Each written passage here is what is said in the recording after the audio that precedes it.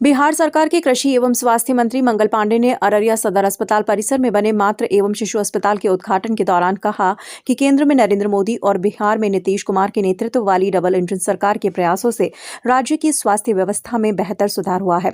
उन्होंने बताया कि वर्ष 2005 से पहले जिले के अस्पतालों में इलाज के लिए दवाइयां भी मुश्किल से मिलती थी, लेकिन अब सदर अस्पताल में 341, अनुमंडल अस्पताल में 262 और गांवों के हेल्थ एंड बैलेंस सेंटर में 91 प्रकार की दवाइयां मरीजों को उपलब्ध कराई जा रही हैं। स्वास्थ्य मंत्री ने इस मौके पर 21 करोड़ 67 लाख रुपए की लागत से बने मातृ एवं शिशु अस्पताल का उद्घाटन किया। साथ ही फारबिसगंज अनुमंडल में 1 करोड़ 16 लाख रुपए की लागत से बने INCU और अन्य स्वास्थ्य योजनाओं का उद्घाटन और शिलान्यास भी किया। उन्होंने बताया कि पहले सदर अस्पताल समेत अधिकांश स्वास्थ्य केंद्र बंद थे, लेकिन अब ग्रामीण क्षेत्रों में संचालित स्वास्थ्य उपकेंद्र भी पूरी तरह से क्रियाशील हो गए हैं। उन्होंने चिकित्सकों की कमी पर भी बात की और कहा कि सरकार इस कमी को दूर करने के लिए चरणबद्ध रूप से कार्य कर रही है। लगा हुआ पहले प्राइवेट हॉस्पिटल में भी लिफ्ट कम रहता था और अब सरकारी अस्पताल में भी हमारा मरीज का परिजन और मरीज आएगा वो लिफ्ट से ऊपर नीचे आएगा जाए। और आपको बता दूं, मैं जब स्वास्थ्य मंत्री बना उसके पहले की कुछ अस्पतालें 2005 के पहले की जो अस्पतालों की स्थिति थी, बड़े बड़े अस्पताल कुछ बने जरूर थे, उसमें रैंप तक नहीं होता था। ये जो मेडिकल हेल्थ सिस्टम में जुड़े हुए लोग हैं वो जानते हो, जो सीढ़ी के बदला समतल जमीन ऊपर जाने के लिए बना होता है उसको रैंप बोलते हैं। मरीज को स्ट्रेचर पे उससे ले जाते हैं। अस्पताल बनता था, रैंप नहीं बनता था। आज हमारे छोटे अस्पताल भी बनते हैं तो उसमें रैंप बनता है।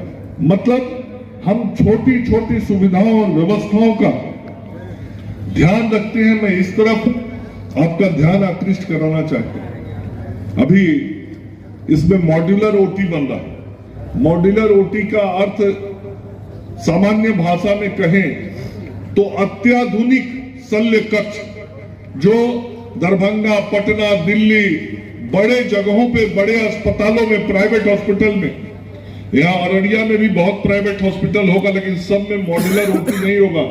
शायद कोई 1-2 में हो तो मैं नहीं जानता, लेकिन ये मॉड्यूलर ओटी अब बहुत जल्द क्रियाशील हो जाएगा।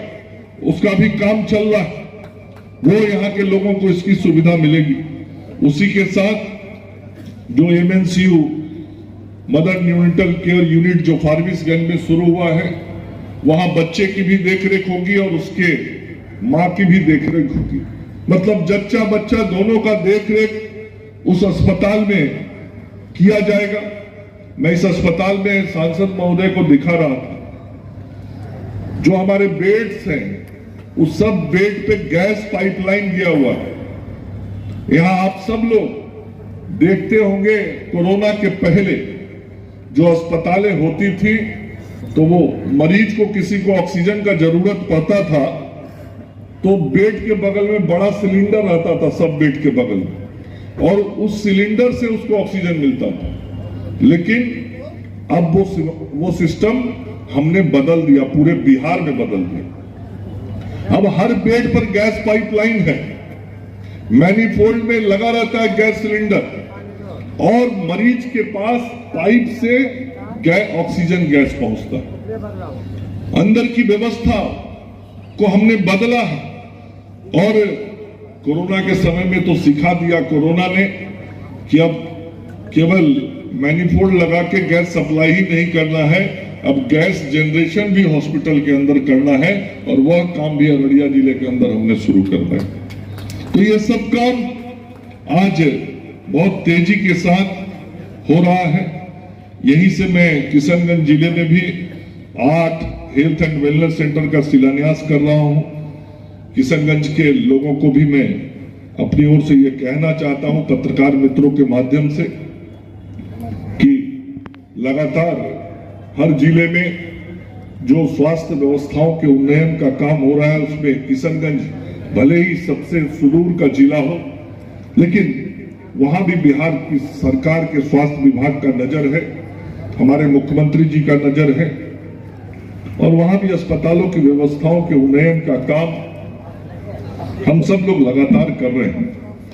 ट्रेड ऑर्गेनाइजेशन ने आपको एक विज्ञप्ति जारी किया, आप पढ़ भी रहे थे, सर उसमें सारी समस्या पे तो आपने रोशनी डाल दी, लेकिन एक ये होता है कि भैया थोड़ा सा पीछे हो जाइए। पेशेंट को मैनिपुलेट करके प्राइवेट नर्सिंग होम में लेके जाया जाता है, तो इसको आप मैनिपुलेट कैसे, इसको कैसे मॉनिटर कर रहे हैं? इसकी व्यवस्था बनी रहती है। इस प्रकार का कोई स्पेसिफिक शिकायत जब आता है तो हमारे जो उस अस्पताल के प्रमुख होते हैं वह वैसी शिकायतों की जांच करते हैं और यदि कोई दोषी होता है तो उस पर कार्रवाई करते हैं। सर सांसद जी भी हैं, इनसे भी हमने सवाल किया था, वेंटिलेशन करोड़ों की मशीन काफ़ी टाइम से पड़ी हुई है, इन्होंने कहा था। मैंने अपने संबोधन में आपको बताया जो हमारे सुपर स्पेशलिस्ट डॉक्टर्स की जरूरत है उनकी वैकेंसी में निकाल रहा हूँ, उनकी बहुत सी नियुक्ति होने वाली है। सर सांसद जी ने अभी मेडिकल कॉलेज के बारे में सर बोले थे, लेकिन उसमें आप हाँ जरूर, आप पूरा नहीं सर, ये हम लोगों की नीति है। हम लोग हर जिले में मेडिकल कॉलेज हॉस्पिटल बनाएंगे और इसके जमीन के लिए हम लोग देख रहे हैं, इसकी उपलब्धता वगैरह। सांसद जी बोले कि जमीन मुहैया